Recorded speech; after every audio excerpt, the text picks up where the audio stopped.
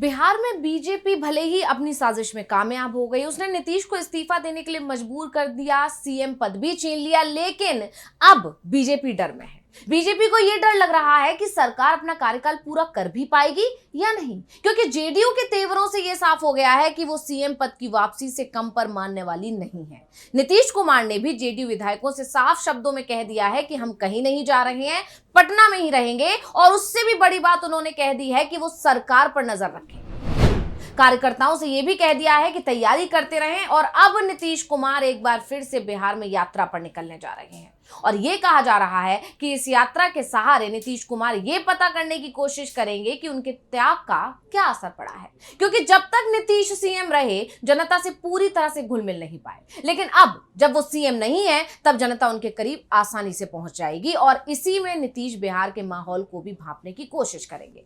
वैसे नीतीश ने कार्यकर्ताओं से पहले ही कह दिया है कि अब जब चुनाव होगा, यानी कि 2030 में जब विधानसभा चुनाव होगा, तो उसमें जेडीयू को 200 सीटें जीतनी है। यानी जेडीयू चुनाव अकेले लड़ने की तैयारी में लग गई है। और इसी पर आज हम अपनी स्पेशल रिपोर्ट में करने जा रहे हैं बात कि आखिर नीतीश कुमार ने अपने एक बयान में कितने संकेत दे दिए और इससे बीजेपी के लिए मुसीबत क्यों बढ़ी हुई है। नमस्कार, मैं हूं अंशिता।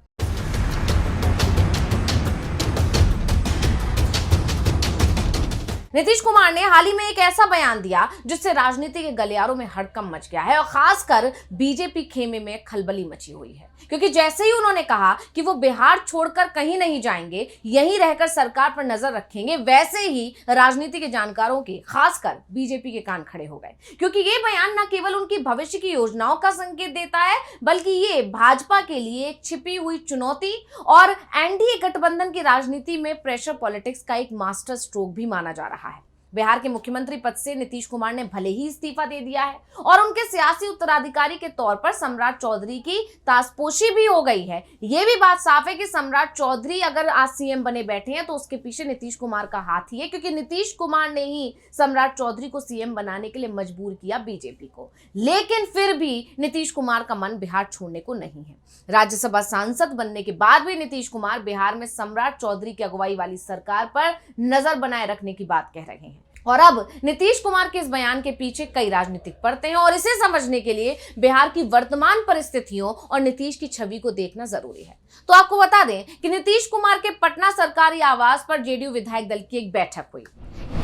इस बैठक में पार्टी ने सर्वसम्मति से नीतीश कुमार को विधायक दल का नया नेता चुनने के लिए अधिकृत कर दिया, और अब नीतीश कुमार ने अपना फैसला ले लिया है और श्रवण कुमार को विधायक दल का नेता भी चुन लिया गया है। लेकिन जितनी चर्चा इस बात की नहीं हुई, उससे ज्यादा चर्चा जेडीयू बैठक में हुई, उस चर्चा की हुई जिसने ये साफ कर दिया है कि सत्ता की बागडोर भले ही सम्राट चौधरी के पास हो, भले ही सीएम बीजेपी का बनकर बैठ गया हो, लेकिन नीतीश कुमार की सियासी हैसियत अब भी सुप्रीम बनी हुई है। क्योंकि बड़ी बात यह है कि वो अब सरकारी तंत्र से मुक्त हो चुके हैं और मुक्त होकर संगठन को मजबूत करने पर ध्यान केंद्रित कर रहे हैं। लेकिन सम्राट चौधरी के कामकाज पर भी वो नजर बनाकर रखेंगे, ये उन्होंने साफ शब्दों में बता दिया है। हालांकि उन्होंने पहले ही साफ कर दिया था कि वो राज्यसभा जा रहे हैं, लेकिन बिहार की राजनीति को वो नहीं छोड़ रहे हैं और ना कभी छोड़ने वाले हैं। इसके अलावा मुख्यमंत्री पद छोड़ने के बाद नीतीश कुमार अब एक नई रणनीति पर काम कर रहे हैं। नीतीश कुमार एक बार फिर पूरे बिहार का सघन दौरा शुरू करेंगे। भले ही मुख्यमंत्री के तौर पर उनका दौरा ना हो, लेकिन जेडीयू के राष्ट्रीय अध्यक्ष के रूप में जनता के बीच वो जाएंगे और इसका असर पड़ेगा, ये बात नीतीश कुमार अच्छी तरह जानते हैं। यात्रा का मुख्य उद्देश्य कार्यकर्ताओं में जोश भरना और पार्टी के आधार को जमीन पर मजबूत करना है। बिहार के अलग अलग जिलों में जाकर नीतीश कुमार स्थानीय फीडबैक लेंगे और संगठन की नई रूपरेखा तैयार करेंगे। नीतीश कुमार इससे पहले भी कई बार बिहार का दौरा कर चुके हैं, लेकिन ये उनकी पहली गैर सरकारी राजनीतिक यात्रा होगी, और इस तरह आने वाले समय में वो राज्य के अलग अलग हिस्सों में जाकर संगठन को मजबूत करेंगे और जमीनी हालात का आकलन करेंगे। यानी अब अकेले दम पर वो जेडीयू को मजबूत करने के लिए काम कर रहे हैं, ताकि आने वाले चुनावों में उन्हें किसी के साथ गठबंधन करने की जरूरत ना पड़े। नीतीश कुमार ने अपनी इस यात्रा को लेकर कहा है कि वो पूरे बिहार का दौरा करेंगे और कार्यकर्ताओं व जनता से सीधा संवाद स्थापित करने का काम करेंगे। और इसके बाद से सवाल उठने लगे हैं कि नीतीश कुमार के मन में आखिर क्या चल रहा है। हालांकि नीतीश कुमार ने स्पष्ट किया कि पार्टी के अंदर सब कुछ सामान्य है और किसी तरह की चिंता की कोई जरूरत नहीं है। उन्होंने ये भी कहा कि आने वाले समय में वो राज्य के विभिन्न हिस्सों यानी अलग अलग हिस्सों में जाकर संगठन को मजबूत करेंगे और जमीनी हालात का आकलन करेंगे। बीजेपी के सत्ता में रहने के बाद भी नीतीश कुमार का बिहार में सक्रिय बने रहने के पीछे का मकसद अब साफ है और वो ये है कि जेडीयू के सियासी आधार को किसी भी तरह से कमजोर नहीं होना देना चाहते हैं नीतीश कुमार। और इसके अलावा वो अपने बेटे निशांत कुमार को भी मजबूत करना चाहते हैं और उनके लिए राजनीतिक जमीन तैयार करना चाहते हैं। नीतीश कुमार के बेटे निशांत कुमार राजनीतिक पिच पर उतर गए हैं। हालांकि वो डिप्टी सीएम नहीं बने लेकिन लगातार एक्टिव जरूर है। निशांत बिहार के अलग अलग जिलों में जाकर अपनी पार्टी के नेताओं और कार्यकर्ताओं से मिल रहे हैं और इसके पीछे की वजह ये मानी जा रही है कि नीतीश कुमार नहीं चाहते कि वो बीजेपी की छत्रछाया में आगे बढ़े, बल्कि निशांत कुमार की एक अलग छवि बनाना चाहते हैं नीतीश कुमार। और इसी के चलते वो लगातार सक्रिय हैं। निशांत कुमार पटना पार्टी ऑफिस में भी लगातार मीटिंगें कर रहे हैं। ऐसे में पिता पुत्र की जोड़ी बिहार की राजनीति में नया गुल खिलाने की तैयारी कर रही है। वहीं नीतीश कुमार बिहार की सियासत में एक्टिव रहकर अपने बेटे निशांत के लिए सियासी जमीन तैयार करने का भी रोल अदा करेंगे। इसलिए दिल्ली से ज्यादा पटना और बिहार में समय देने का वो काम करेंगे। माना यह जा रहा है कि अपने सानिध्य में निशांत को रखकर राजनीतिक दांवपेच सिखाने का वो काम करेंगे। यही वजह है कि उन्होंने डिप्टी सीएम चुनने में बहुत ही रणनीति चाल चली है। अब पिछले कुछ समय से ये चर्चा जोरों पर थी कि नीतीश कुमार अब सक्रिय राजनीति से संन्यास ले सकते हैं या उन्हें केंद्र में कोई बड़ी भूमिका जैसे उपराष्ट्रपति या राज्यपाल पद दिया जा सकता है।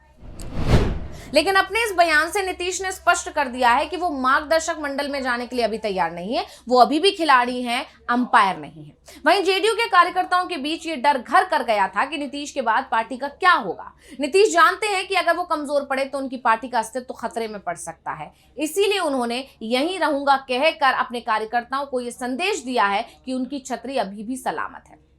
आप जानते हैं नीतीश कुमार हमेशा से अपनी शर्तों पर राजनीति करने के लिए जाने जाते हैं।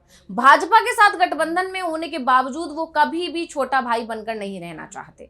सरकार पर नजर रखने की बात कहकर उन्होंने ये स्पष्ट कर दिया है कि शासन की कमान और नीतिगत फैसले अभी भी उनके प्रभाव क्षेत्र में रहेंगे। नीतीश कुमार का ये रुख भाजपा के लिए कई मोर्चों पर मुश्किलें खड़ी कर सकता है। इसे ऐसे समझिए कि भाजपा अक्सर अपने कोर एजेंडे जैसे समान नागरिक संहिता या सख्त जनसंख्या नियंत्रण कानून को लेकर मुखर रहती है। लेकिन नीतीश कुमार ने अपने बयान में जो नजर शब्द का इस्तेमाल किया है उसका मतलब है कि वो किसी भी ऐसे फैसले को ब्लॉक कर सकते हैं जो उनके धर्मनिरपेक्ष वोट बैंक को नाराज करता हो और इससे भाजपा को अपने समर्थकों के बीच जवाब देना मुश्किल हो जाएगा। भाजपा बिहार में अपना मुख्यमंत्री चाहती है। पार्टी के अंदर एक बड़ा धड़ा ये मानता है कि जब तक नीतीश कुमार सामने रहेंगे भाजपा अपना स्वतंत्र नेतृत्व खड़ा नहीं कर पाएगी।